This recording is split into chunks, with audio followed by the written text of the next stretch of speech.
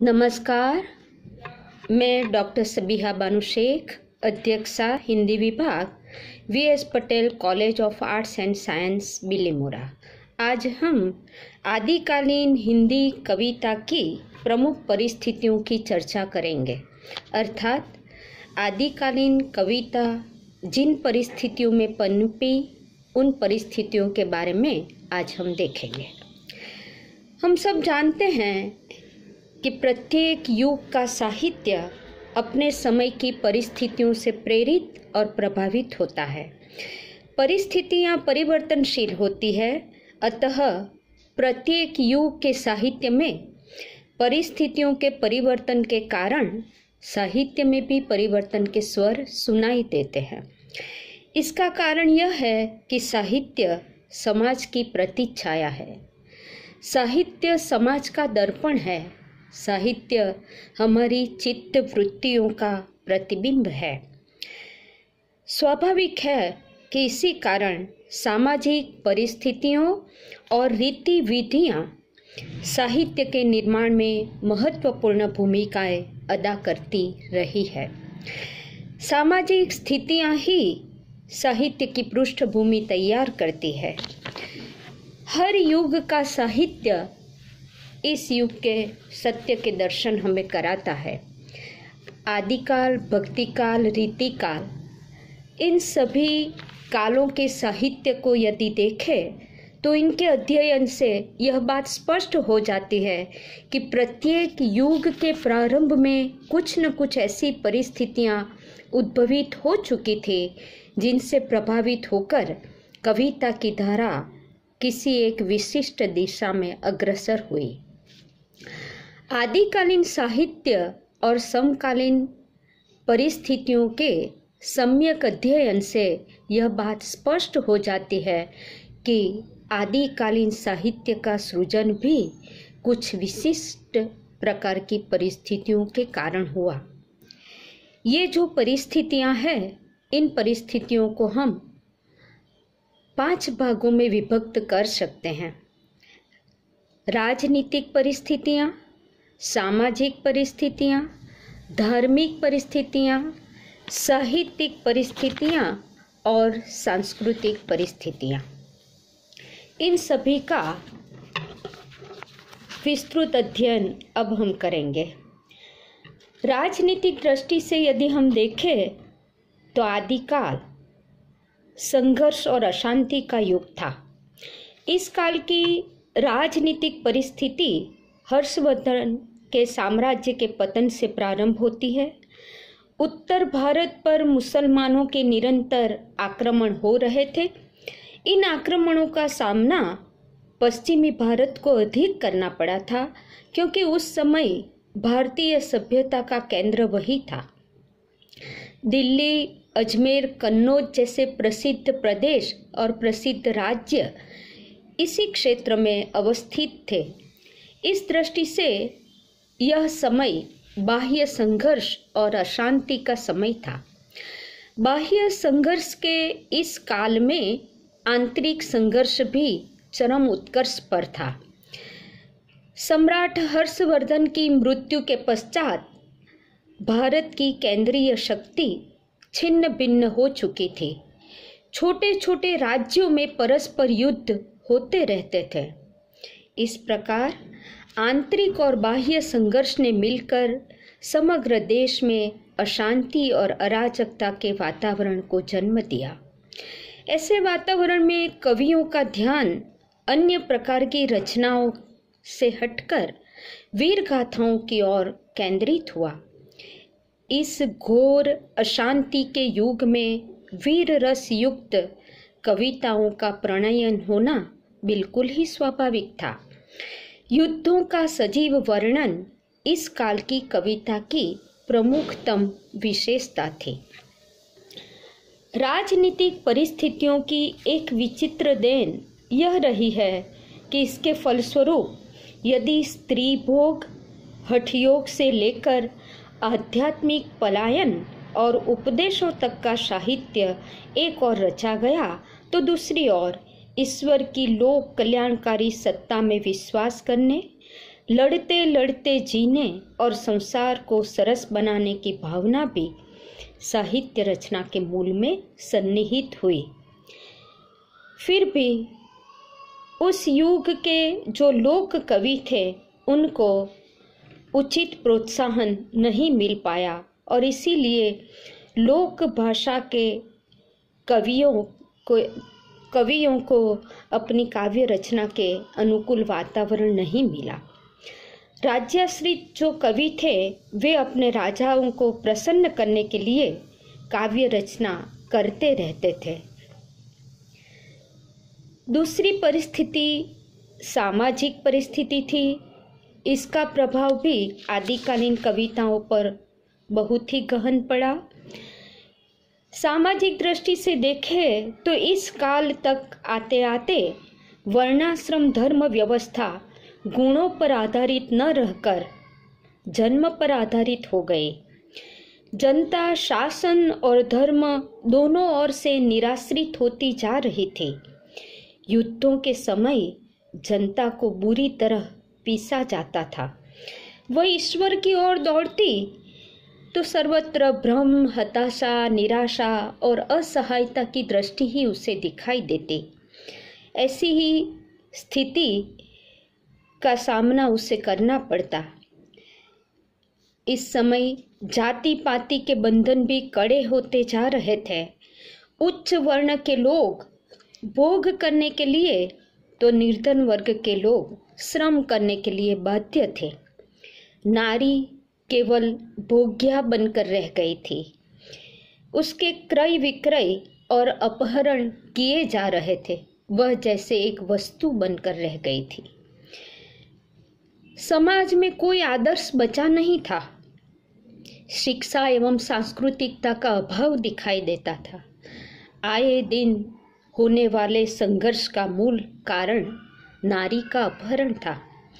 Doctor Shyam सुंदर दास के मतानुसार गृह कलह ने खोए हुए शौर्य की भावना तो उत्पन्न कर दी, पर इसका प्रदर्शन पारस्परिक अकारण युद्धों और स्वयंवरों में ही किया जाता था।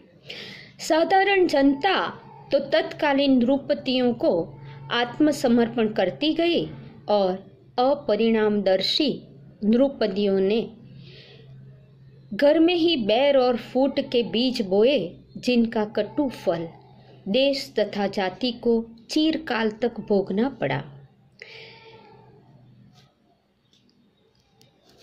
वास्तव में इस काल की सामाजिक परिस्थिति अत्यंत ही दयनीय और शोचनीय थी। समाज में छुआछूत की बीमारी घर कर गई थी।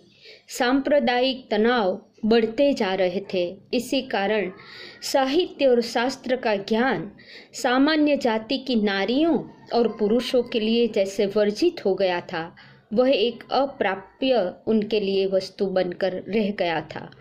सती प्रथा भी समाज का एक भयंकर अभिशाप थी। योगियों का गृहस्थों पर भयावह आतंक छाया हुआ था। भांति भांति के पूजा पाठ, तंत्र मंत्र तथा जप तप बढ़ते गए। ऐसी सामाजिक परिस्थितियों ने कविता को भी किसी न किसी रूप से एक विशिष्ट दिशा में बहाया। तीसरी परिस्थिति धार्मिक परिस्थिति है।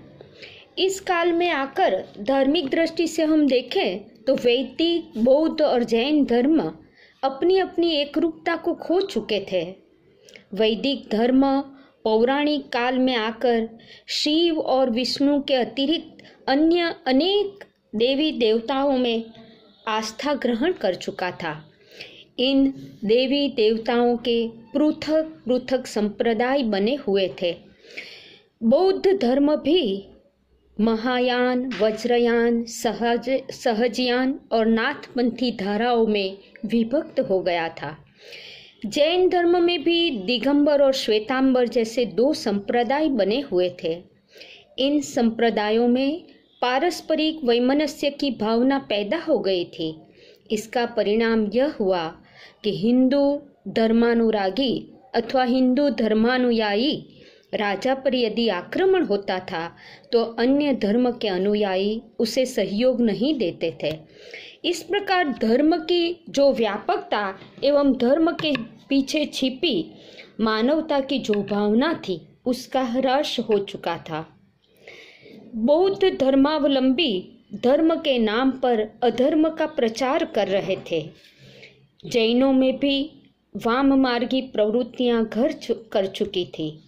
इस समय दक्षिण भारत में रामानुजाचार्य, शंकर और निम्बार्काचार्य ने नारायण की उपासना पद्धति का प्रसार किया और धार्मिक प्रवृत्तियों को एक नया मोड़ दिया। इन लोगों ने बौद्ध धर्म के प्रभाव को कम करने के लिए हिंदुओं में भी व्रत, पूजा इत्यादि का प्रचलन किया।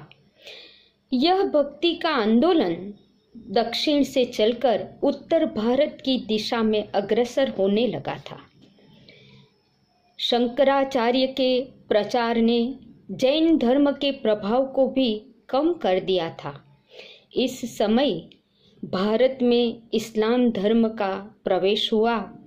इसका प्रचार और प्रसार तलवार की धार पर किया जाता था।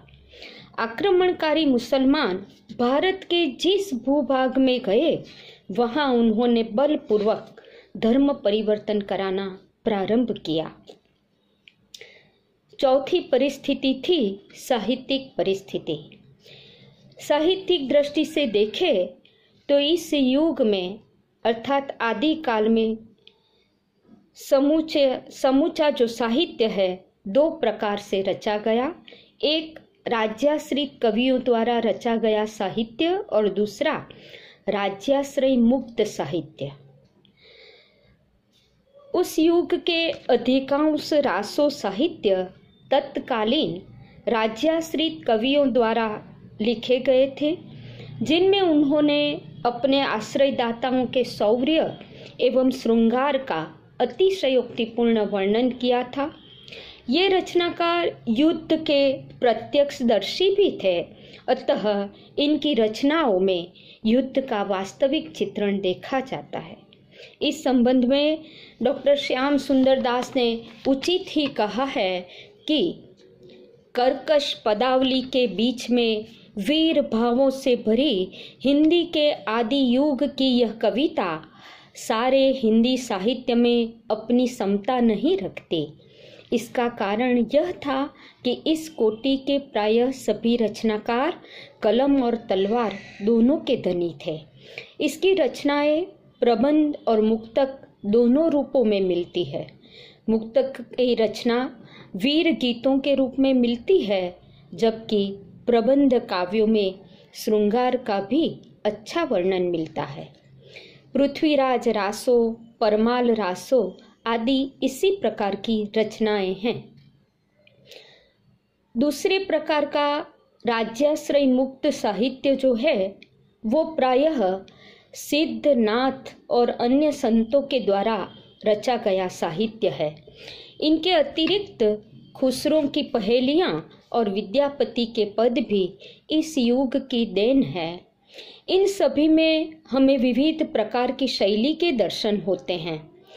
भाषा की दृष्टि से भी यह हिंदी का ऐसा प्रारंभिक चरण था जिसमें एक और तो अपभ्रंश भाषा विदा हो रही थी और हिंदी का स्वरूप उभरता जा रहा था। अपभ्रंश मिश्रित प्राचीन राजस्थानी, शौरसैनी और बंगला प्रभावित मैथिली भाषा के विविध स्वरूप उस समय की रचनाओं में हमें दिखाई पड़ते हैं। यत्र तत्र अपभ्रंश मिश्रित कतिपय खड़ी बोली के स्वरूप भी नजर आते हैं। मोटे तौर पर इस युग के साहित्य को अपभ्रंश साहित्य और भाषा साहित्य जैसे दो भागों में बांटा जा सकता है। पांचवी और अंतिम परिस्थिति सांस्कृतिक परिस्थिति थी।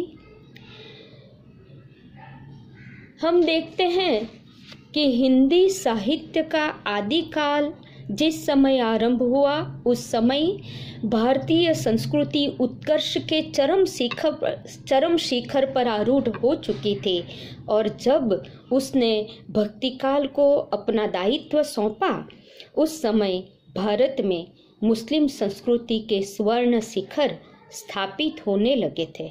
इस प्रकार आदिकाल दो संस्कृतियों के संक्रमण और ह्रास तथा विकास की गाथा का काल कहा जा सकता है। एक और भारतीय संस्कृति का पतन तो दूसरी ओर इस्लामी संस्कृति का उद्भव इसे माना जा सकता है। हर्षवर्धन के विशाल साम्राज्य में भारतीय संस्कृति का काफी विकास हुआ था। हिंदू धर्म और संस्कृति को हर्षवर्धन के साम्राज्य ने राष्ट्रव्यापी एकता को आधार प्रदान किया था। संगीत, चित्र, मूर्ति, स्थापत्य जैसी कलाओं में जातीय गौरव की भावना अभिव्यक्त हो रही थी। स्थापत्य के क्षेत्र में विशेषतः मंदिरों का निर्माण धार्मिक सद्भाव का द्योतक था। भुवनेश्वर, खजुराहो, पुरी, सोमनाथपुर, बेलोर, कांची, तंजौर इत्यादि स्थानों पर अनेक भव्य मंदिर आदिकाल के आरंभ में बनाए गए थे।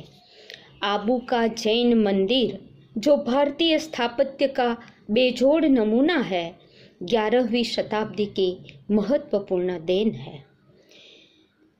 इसी समय राजपूत राजाओं के दरबार में मुस्लिम प्रभाव से चित्रकला की जो शैली प्रारंभ हुई उसका विकास आदिकाल के पश्चात ही अधिक हुआ।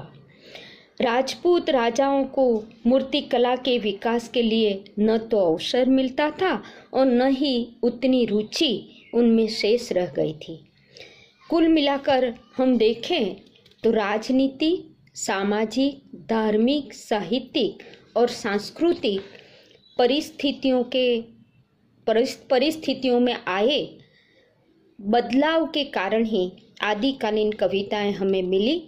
आदिकालीन कविताएं इन्हीं परिस्थितियों की देन है जिन परिस्थितियों का वर्णन हमने किया।